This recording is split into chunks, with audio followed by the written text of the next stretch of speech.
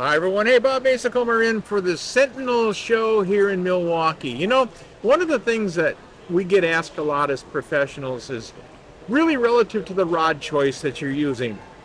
I have got somebody right now, Jerry Costabile, that's sitting next to me that has all the answers. So what we're going to do is we're going to bring Jerry on, and we're going to talk about those specifics, the rod specifics that you are always asked. There's a huge variable in rods today. Jerry, welcome to the show. How are you doing, young man? Good. Thanks for having me, Bob. Oh, my pleasure, for sure. So, Jerry, let's talk a little bit about rods. I don't know how you want to do this. Let's start with a intermediate or entry-level angler. What are they looking for in terms of quality, action, so on and so forth? Pick a bait, pick a lure group. Let's just go with it. Okay. Probably the first thing that I would, instruct someone of going out to just pick something intermediate. And first thing I'd want to do is I'd want to find out what they're going to fish for most of the time. So many of those fishermen, they get one rod and they fish everything with it. And by doing that, there's nothing wrong with doing that, nothing at all. It opens the door to your selection to be a little bit narrower because you're not looking for fish specific, lure specific, weight specific. You're looking for a rod that you can take out and go catch panfish. You can go for walleye, for bass. And so that gives us an opportunity to show them a rod that will cover all of those bases. One of the things that, when you get into rods, there's so many different, it's almost overwhelming, the different actions and the different tips, strengths and the handle lengths and the reel seats. We got to bypass that for, those intermediate beginner type fishermen. We want them to get them something that is in their price range, something that we know is going to hold up. I don't want to put a rod in somebody's hand and have them go out there and, first time they use it, an eye breaks off or an insert pops out, reel seat comes loose. So I always try to educate them and say, stay within your budget, but stay at the upper end of that budget so you can get a little more quality out of your money. Yeah, you need to get something for your dollar. Absolutely. And it has to apply to whatever your specific target is in terms of lure group, species, and so on and so forth. Sure. We've heard the terms of light action, medium light action, heavy action, medium heavy action. How do people decipher what might be appropriate, and how do we break down those specific actions that we're talking about? When you go through the actions, let's start out in ultralight. An ultralight action is very, very soft, which means that the rod bends from almost at your hand on the reel where the handle meets the rod blank. That has a lot of whip to it, and it's a rod that you'll normally find ultralight action will be in the shorter lengths. So it's more designed for panfish, your bluegills, your perch, your crappie, anything off the dock you can catch, whatever. It's a fun little rod. So as I understand that rod that in the ultralight you're talking about is basically parabolic. But it's a soft parabolic. Absolutely. Because we can have a parabolic rod over in the musky side too, but that's heavy. You betcha. So you've got a parabolic rod that's basically soft. That's what we're looking for? Yep. And that covers your ultralight. And then it goes, from there it goes to a light action and then into a medium light and a medium. A lot of that can be a little bit tricky when you're trying to get more specific on how you're fishing. One of the easiest things for me to do when I meet someone like this is ask them, where do you fish? Instead of the what do you fish, where do you fish? Well, we've got a place up north, we got a little dock, and we go out, we sit on a dock, and we just fish. Now I can start to help them get, a little more centralized. And that's where you start to look at lure groups too. That's where you start Correct. to look at what kind of lure choices they're throwing. If they're throwing a worm, for instance, or if they're throwing a stick bait, or if they're throwing a top water of some sort. Or using live bait. Yeah, Live bait. same thing. Yeah, live bait. See, I'm not a live bait fisherman. It didn't even come into my vocabulary. But I understand totally what you're saying. So from there, then, we're going to go to a medium action. So am I correct in saying that you have a medium action with a fast taper, a medium action with a Correct. slow taper, Correct. a medium action with a different feel? Correct. And when you get that medium action rod in your hand and you look at those, the tapers on the end, an extra fast taper is going to be a little softer.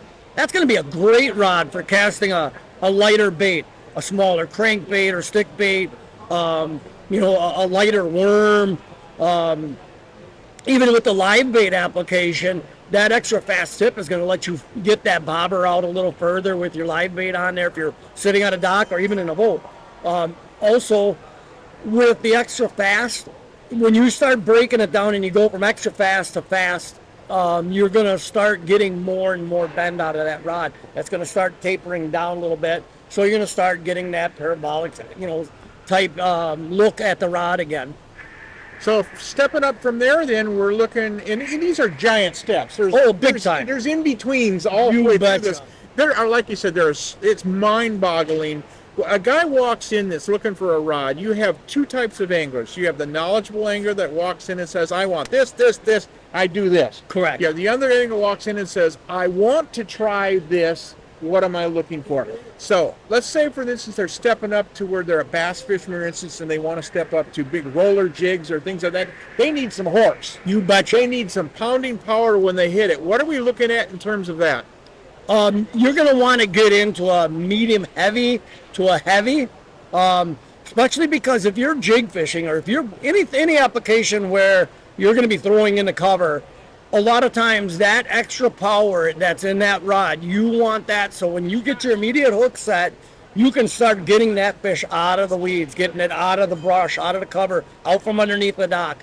If you have too light of a rod to do that, it's not going to work. You're not going to be able to battle. Yeah, exactly. He wins the battle. And that's also very valuable information if you're fishing deep water. Let's say you're fishing 17, 18, 20 foot of water with a roller jig or even a larger type jig of your choice. It doesn't have to be a roller jig.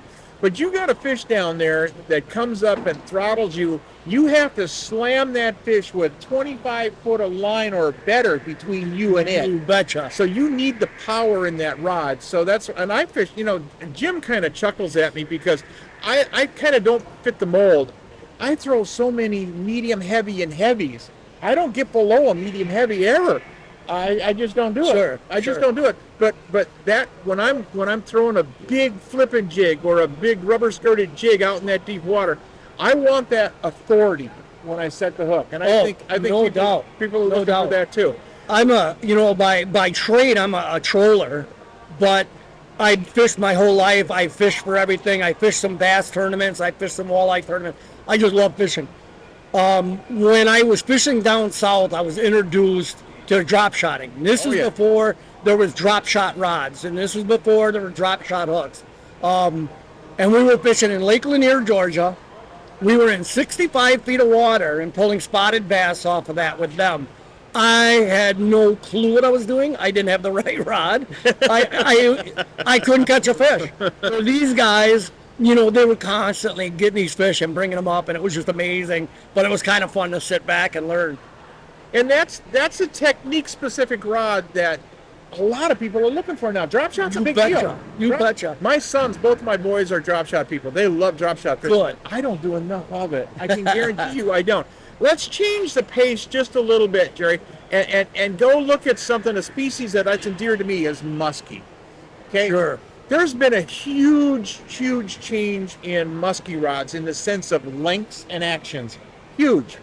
Yeah, and it changed with the introduction of all the new baits. Yeah. Back in the day, you either pulled a sucker or you threw some kind of big stick bait. Now you're getting all these big rubber baits, and you're getting all of these big spinner baits with, big willow leaves and big Colorado blades on there. The pounders. Oh. These guys are throwing pound plus plastic rubber on these fish. There's no way. I don't have a rod in my boat, quite frankly, and I have good rods that would handle it. Absolutely. If you don't have the right rod, two things that you're going to accomplish. Your arms are going to be gone by the time you get halfway through your trip. Oh man. Throwing them. And number two, it's going to be hard if you do get a strike and you've got that big heavy bait and you don't have the rod length or you don't have the backbone to drive them hooks home, you're going to miss some fish. Yeah, it's a crazy world. There's no doubt about it. I'm not, again, I don't do that specific type of fishing. So for me, it's kind of an oddball situation. So, all right, pricing of rods. We know that we can deal with rods at the entry level at say $100. I would say nowadays entry level you're going to look at, now I'm not just talking your run to a Walmart, pull a pink rod off of the counter. I'm talking about Rod worth having. Yes, yeah. I would say probably in the $69.99 range, $70. For a good rod with a decent warranty with good components, yeah, $100 is probably $100 in that entry. Yep. And then you can climb that ladder. Big. It's a big ladder. Yeah, it's a tall one. There's no doubt about it. I mean, I tell you one thing. This industry has changed so much. I've been so involved in this industry for so many years, and I've seen so many changes. Folks, I got to tell you, we only touched a tiny, tiny bit of what is involved in the rods. How to buy a rod, how to look at a rod, how to choose a rod, a very tiny bit. Jerry is one of these people who is representative of rod brands at these shows. He is with Grandt Rods, okay? Let's be perfectly honest about it. And everybody knows that Grandt Rods makes a great tool. Come see Jerry when he's at a show. Pay attention to what's going on. He will be one of those people that will inform you everything you need to know hands-on. It's a lot easier when he can grab a rod, walk down the aisle, pick it in your hand, put it in your hand and say, this is the feel you're looking for. I'm Bob Mehsikomer with Jerry here from the show. We want to say, come on down and see us. We've got 3 more days here at the Milwaukee Sentinel show. It's a great time, and I'm certain Jerry has some things partying that he wants to say. Jerry, talk to the audience because we're about to say goodbye. All right. Well, first of all, thank you so much for having me. It's an honor sitting next to you. Since I've been with Grandt Rods, I've been introduced to a lot of just admirable fishermen from all over the scale of fishing.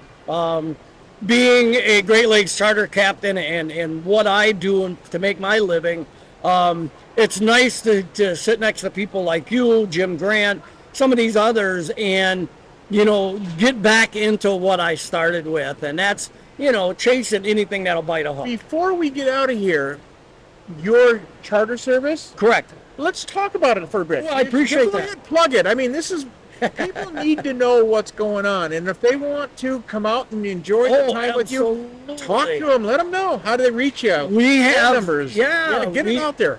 We have, the name of my business is Resolute Sport Fishing Charters. ResoluteCharters.com. We're on Facebook. My name's Jerry Costabile. I'm on Facebook. I've been doing this a long time, and we're a trout and salmon charter on Lake Michigan out of Port of Kenosha. We offer 6-hour trips and 8-hour trips. All the equipment is supplied. All the fish cleaning is taken care of and the bagging at the end of your trip. You bring whatever you want to eat and drink and come out and enjoy one of the 7 wonders of the world, the Great Lakes. Facebook? I'm on Facebook. Yep. Twitter? Not on Twitter. Not on Twitter? I'm on it, but I haven't got there yet. All righty. What else? The email address. Email? Yep. Email address is? ResoluteCharters.com. And Facebook address is? Resolute Charters or Jerry Costabile. Oh, folks, I'm telling you right now, you cannot miss this opportunity to meet this gentleman and learn about what's going on. He's giving you his information. He's giving you his heart and soul here right now talking about rod choices. This is Bob Mehsikomer with Jerry at the Milwaukee show. Hey, folks, we're going to be out of here in just a second. That being said, God bless everybody, and thanks for tuning in. We'll see you a bit. Bye-bye.